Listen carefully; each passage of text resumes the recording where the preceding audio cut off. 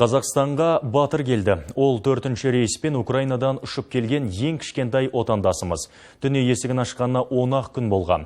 Яғни ол соғыстың 4-ші күні туды. Әкесінің айтуынша отбасы бұл сәбиді 8 жыл күткен. Елдегі жағдайдың үрейлі болуына байланысты 2 тәулік бойы көзілмедік дейді. Жас отбасының ендігі жоспары Алматыдағы ата-анасымен қауышу. 2020 жылдан бері жұмыс барысымен Украинада тұрып жатқан олар жағдай тұрақталса қайта сонда кетуге дайын екендерін айтады. Келісім шарт Киевтің Адонис деген клиникасымен. Бірақ ол жерде біз телефон соққанымызда олар басқа жаққа барыңыздар, бізге бомбалау шабуыл болады дегеннен кейін біз кетіп қалдық. Сосын босанғаннан кейін ертесі күні сол клиниканы Адонис деген ракета тиген екен.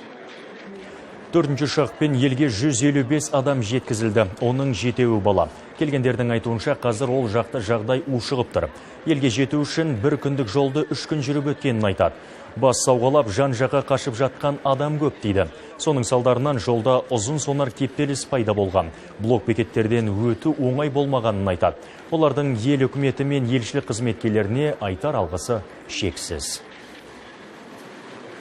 Үйдің маңайындағы паркинг бар ғой, жер асты. Сонда тығылуға тура келді. Тығылу неге жағдайына келтірілмеген, бұл жер салқын, бұл айтқанда жағдай жоқ, балдарға ұйықтауға деген сияқты. Сол барталай қиын болды. Ұйқысыз түндер өттік. Правительство спасибо большое. Уақытында бізге бәрімізді шақырып, бәрімізге звондасып, жазысып, кім Қазақстанға қайтқысы келеді, ешқандай не болмасын деп, қиыншылық болмасын деп бәрімізді эвакуация жасап алып келгендеріне